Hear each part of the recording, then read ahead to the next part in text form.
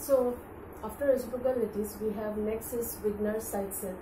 So how do we define it? It is the region in space that is closest to a given lattice point than to any other lattice point. So you will not understand anything, of course, through definition, but I will show you a drawing, and through that drawing you will be able to understand what this particular definition means. So I'll just rub the canvas. So let me draw a lattice point. Here I write any. So let me draw a set of lattice point. Say 1, 2, 3. 1, 2, 3. 1, 2, 3.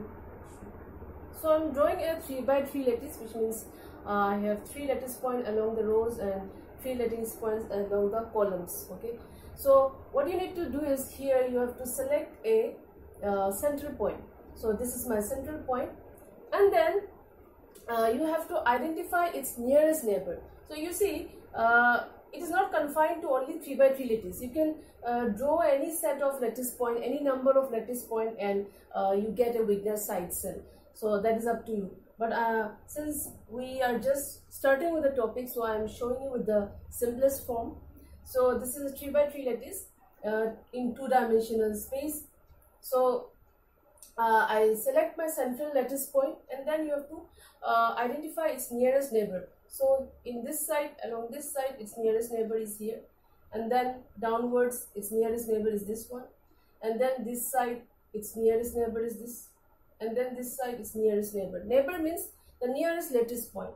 Then if you go this towards this way, this is the one, here this is the one, here this is the one, here this is the one. Now what you have done, you have connected with dotted lines all the nearest neighbors, all the nearest lattice point. Now what you have to do, you have to draw perpendicular bisector to each plane. So here I draw a perpendicular bisector. In this plane I draw a perpendicular bisector. Again in this plane I draw a perpendicular bisector, and in this plane I draw a perpendicular bisector. Now what do I get? I get a square shaped figure. Okay, so you will shade it with some lines, or you can just put more number of dots or anything. Better we shade it. So this region you give a name, say A, B, C, D. So this particular A, B, C, D, the shape that you got, A, B, C, D, is nothing but Wigner's side cell. Wigner's side cell. So what does it say? It is a region in space that is closest to a given lattice point than to any other lattice point. So you see, this particular region is the closest to the central point, and the central point means the central lattice. This is our chosen lattice which we have chosen. This particular region BC is the nearest point.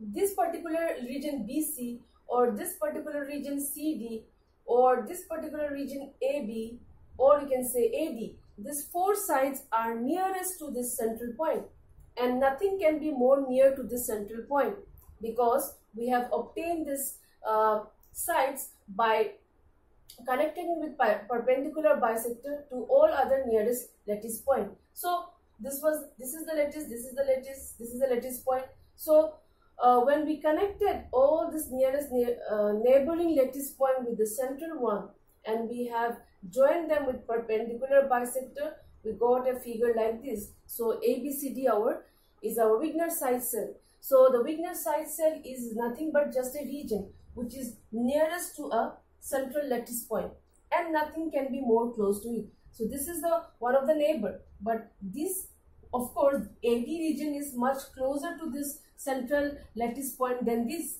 Here BC is much more closer than this. Here AB is much more closer than this lattice point, and similarly goes for CD than this lattice point. So why we are studying Wigner's side cell?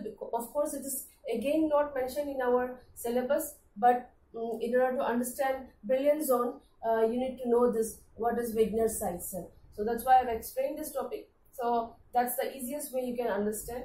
We don't need to go much deeper into this. Just you know what is Wigner's side cell. Just you know how we can draw a beginner side set, and that will serve your purpose.